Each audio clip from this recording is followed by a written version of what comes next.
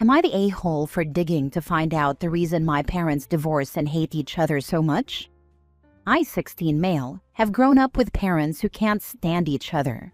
They did their best to keep it from me and my sister, 15 female, but there were times it slipped. It happened a couple of times when my dad would bring his girlfriend Anya along to events for me and or my sister, and my mom would be bursting with anger. She was never able to hide how much it bothered her that Anya was present, and she's with Dad for over 3 years before she started coming or playing any kind of role in our lives. It would piss Dad off when Mom was rude to Anya or just overall looking hostile. The other time was when our dad and stepdad were in the same space at the wrong time. One time, even though they probably thought we couldn't see, we saw the two of them screaming at each other. And my dad walked away, but I honestly thought he was going to punch my stepdad. Me and my sister never knew the reason for the divorce. We just knew that our parents would pretend things were civil. And Dad never spoke badly about Mom or our stepdad, and our mom didn't much, but it happened once or twice. After that fight where I thought Dad would hit my stepdad, I started to really question what was going on. So I asked around. I asked so many family members and family friends until I found out my mom and stepdad had an affair, and it was going on for long enough that Dad had to DNA test me and my sister. We're his, but there was bad blood.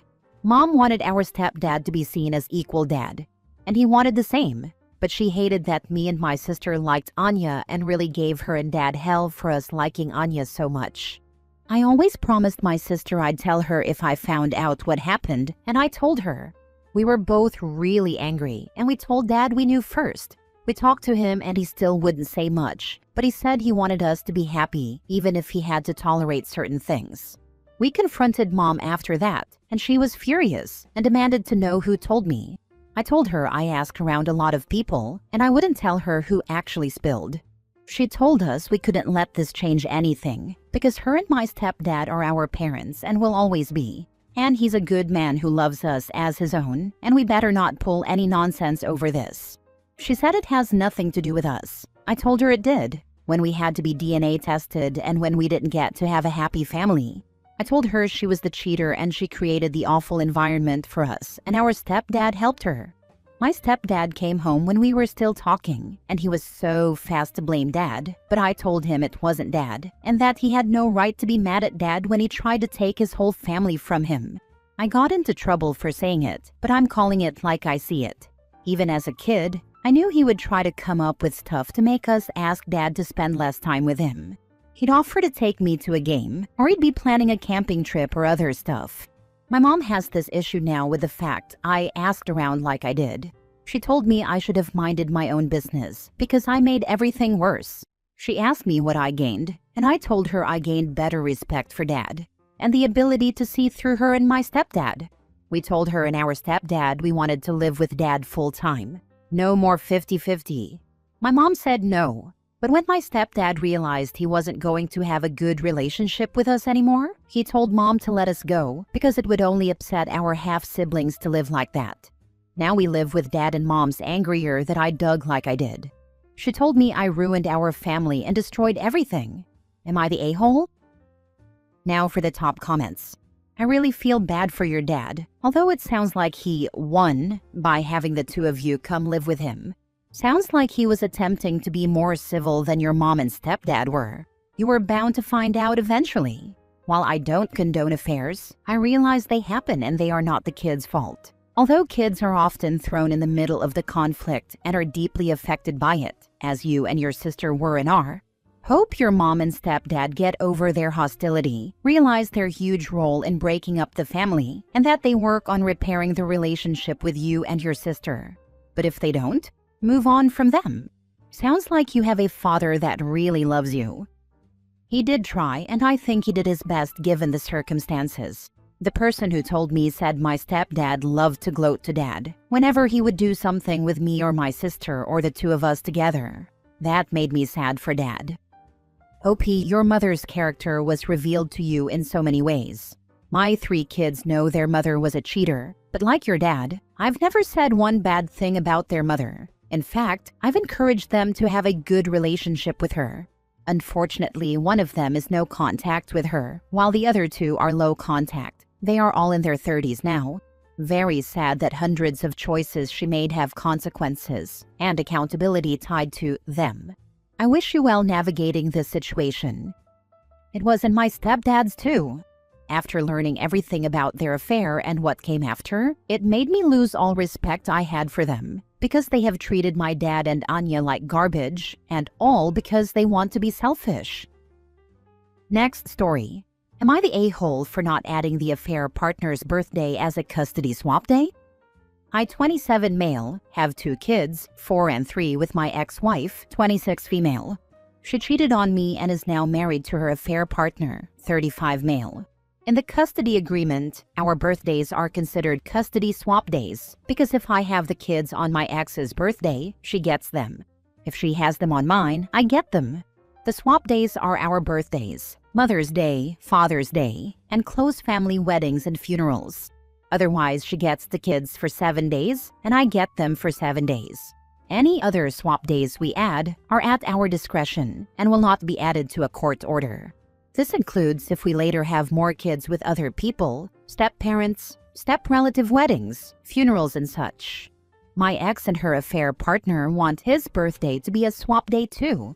They argue it's only fair because he will be their second dad, and they won't remember a time without him.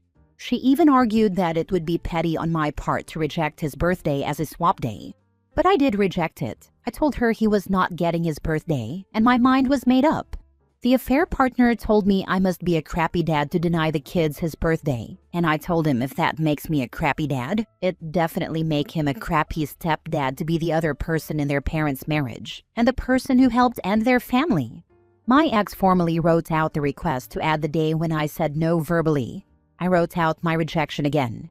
My attorney has noted both her asking and me rejecting, and he told me I'll be fine. He did have to write to my ex's attorney, who requested we reconsider, because they would start a parental alienation case against me if I did not reconsider. My attorney's response was that they should be careful too, because we have evidence that they have tried to buy me off and get me to drop out of my kids' lives, and let the affair partner adopt them. Things were silent after this, but my ex brought it up during an exchange, and she told me I'm a selfish SOB for not adding her affair partner's birthday to the swap list. Am I the a-hole? At exchange, do not talk to her. Do not engage or anything. Be sure and document what she just said to you at exchange. If it comes to someone else getting the kids her due, exchange at a police department. I hope you are using a parenting app like Our Family Wizard or Talking Parents. If not, tell your attorney. All communication goes through it and the court can see. They are setting the table to cause problems for you. When your kids get home, if they start saying stuff out of the ordinary, you document. You need to look at her like the enemy she is. This, I was also going to add, telling them that if they continue to discuss custody issues or verbally assault you during exchange, you will move the exchanges to a public location. Also, depending on the laws in your state, have a recording going during your exchanges. If it is not in your parenting plan, add that your ex-wife does not speak badly of you, nor let anyone else in front of your children. That would be considered parental alienation. Not the a-hole. They are trying to make him the replacement dad and want you out of the picture. Keep your kids as much as you can and cherish every moment. Don't let court threats make you surrender your time with your kids. Not giving up time with your kids for a non-parent's birthday isn't parental alienation, as the stepdad is not a parent. You are under no obligation to foster a loving relationship between your kids and your ex's new husband. You can't and shouldn't badmouth them because that hurts and confuses the kids. But as for everything else, you have no legal or moral obligation to bow out of the picture, so this delusional ex-wife of yours can have a new family. Sorry you are going through this. Next time stepdad goes off on you, just tell him, "Buddy, I don't care what you think. She is a known cheater and liar, and I won't walk away from my kids no matter how much that bothers you. Now go home to your lying, cheating wife and live your life." He's shacked up with a liar and cheater and has no idea he's got the short end of the stick. I've worked with a therapist to learn how to handle my kids talking about my ex and her affair partner. I have been preparing for the day my kids might say how cool he is or even express love for him. That way, if it happens, I'm ready. and I'm learning how to ask questions without making them sound negatively skewed. I want to be the dad who put my kids first, even if it might make me die a little inside if they get close to him. Next story. Am I the a-hole for refusing to do free work for my kid's stepfather? I'm an electrician and a union member. My ex and I share custody of our 3 kids. Things are okay now, but the divorce last year was rough. She got remarried in August to a guy after dating for 6 months. Let's call him Brad. Here where the issue kinda starts. A few weeks ago, Brad was at my daughter's volleyball game saying stuff about how real tradesmen don't need to be in a union. He said this right in front of me, and I was wearing a shirt with my union logo on it.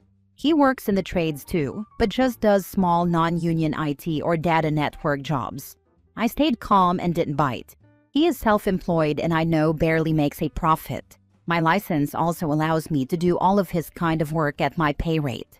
This morning my ex called me out of the blue. She said a panel at one of Brad's jobs needed some work and asked if I could just swing by to check it out. She said, "You'd only need your tools for a few minutes. Just a quick favor. It's not a big deal. And you would be technically working for Brad."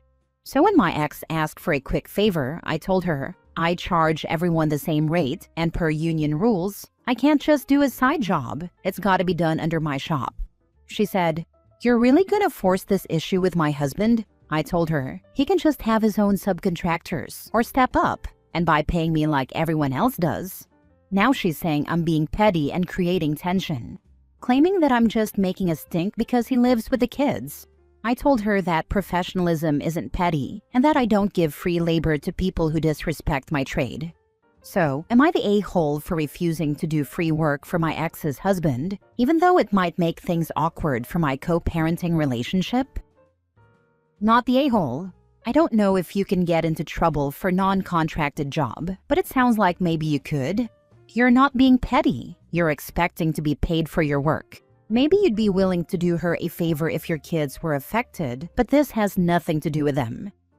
If she asked me to look at her own home panel, I'd be willing, because of the kids. Not the a-hole. If he were a real man, he would have called you himself, instead having his wife beg for a favor. That would be my response. Phrase it exactly like he did, but with this concept in a message directly to him. This is more of a karma-based situation, and it's hilarious. My next union shirt printed would say, "So good, your wife calls me for favors. You're not the a-hole, brother. Enjoy that stupidity." Yeah, now I gotta make this shirt. I have a shirt that says, "I'm a mechanic." That means I'm the guy your wife calls when you can't bust a nut. It triggers so many dudes. Last story. Am I the a-hole for getting my niece to move in with me, then charging her rent? A few months ago, my 20-year-old niece Charlotte called me saying she was kicked out after an argument with her mom. She was saying that she was already paying $500 per month, and they were asking her to pay another $300, while not charging her siblings anything.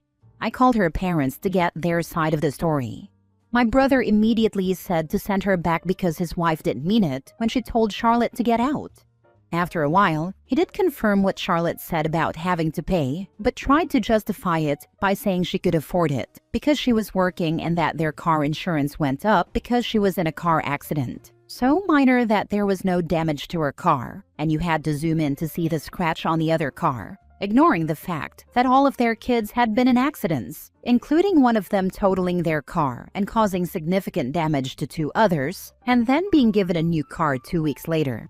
I told Charlotte that she was welcome to live with me and the girls, so we went back to her parents' house, packed her stuff, got her important documents, returned her car, and took her back to my house. I got her a bank account that's only in her name, loaned her money to buy a newish car, and helped her enroll in community college. She's studying early childhood education, teaches a mommy and me class once a week, and she babysits 2 to 4 days a week. Before she agreed to move in, I told her she was going to help contribute, but nothing like her parents. She pays me $250 per month in rent. This goes into an account that's only will be saved and invested for her. She has access to the account. She also pays $100 per month for groceries. She gets $50 per month from the school for groceries, so she really only pays $50. I split her car insurance with her, which on her new plan comes out to $170 per month. Her share is $85.